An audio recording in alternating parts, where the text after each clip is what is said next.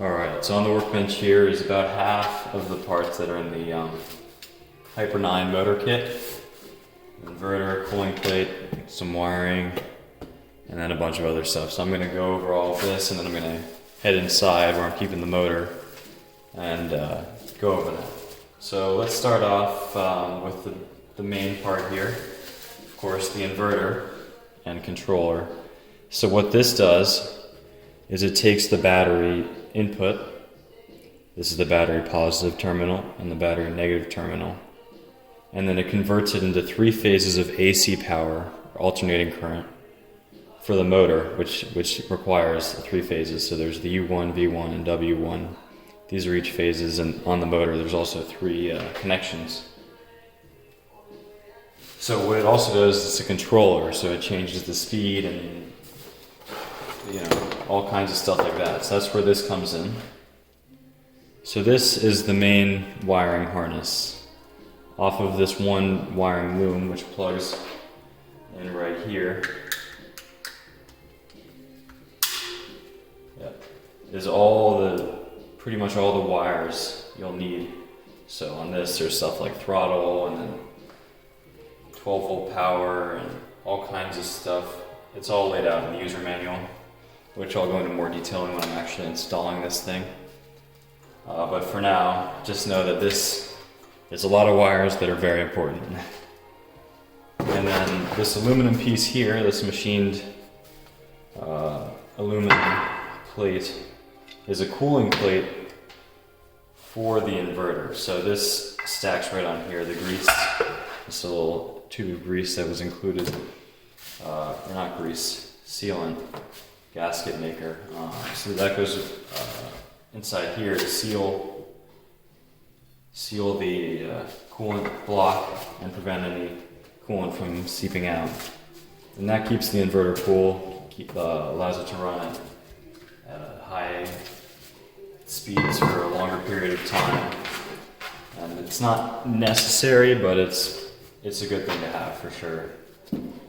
Also in here is this cable, 2 cables really, but this is how you program the controller and inverter.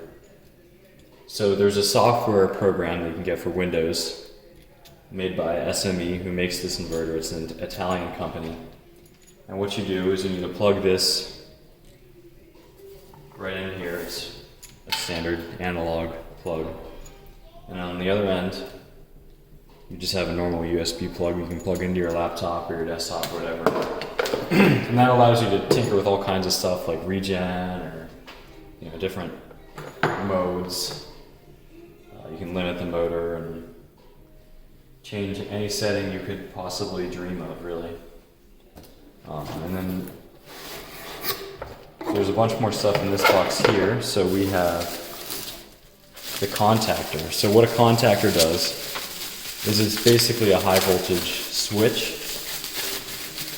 So you can see the red and black wires here, which is a 12 volt input. It can be all the way up to 36 volts or something around there, I believe, but I'll be using 12 volts because that's what my auxiliary system runs on. So when there's power running through here, then there's a electronic switch that actuates and allows power to pass from one terminal to the other on this contactor. So when there's no 12 volts of power supplied to the contactor, there's no connection between these two. They're disconnected. And this is specifically for the inverter. So this will be between the battery positive terminal, which is where everything will branch off of, and the inverter. So there will be a number of contactors. This is the one just for the inverter and the motor, which obviously the motor runs off of the inverter. So it's just between the pack and the inverter. Also in here, there's the bolts, handful of terminal bolts on here, 5 of them. Interestingly enough, there's a very specific torque setting. You can't go more than, it says 15 Newton meters before you start having issues, apparently. And in here, there's some connectors. These are for the motor. but you splice them into that main wiring harness, and then you can connect to a couple of the ports that are on the motor, which I'll show you in just a minute. And that is pretty much it for what's in the kit, and I'll go over the motor and a couple of other parts in just a moment. So as you can see here in the box, I have the Hyper 9 motor, and right here there's the 3 terminals. That's the W terminal, the V terminal, and the U terminal, and those are the three AC phases that run off the inverter. You can also see that there's 2 black wires with little plugs on the end. Now what these are for is, I'm not sure which one's which, but one of them is for the encoder. So that measures how quickly the shaft of the motor is spinning. And the other one is a temperature sensor. And so that's where this little plastic baggie of plugs comes in. So you splice the wires into these plugs, the wires from the main wiring harness for the inverter, and then you can just plug them right into these 2 sockets here. On the other end of the motor, we have the drive shaft.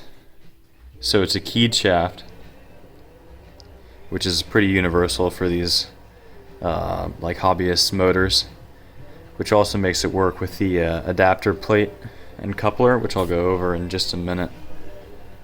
So that's pretty much it for the motor. Here's my hand for a size comparison. It's not very big, it's only 120 pounds. That's one of the things with these electric motors. They're a lot lighter and smaller than a gas engine. So also for this motor, over here, if I just get out of the bag here,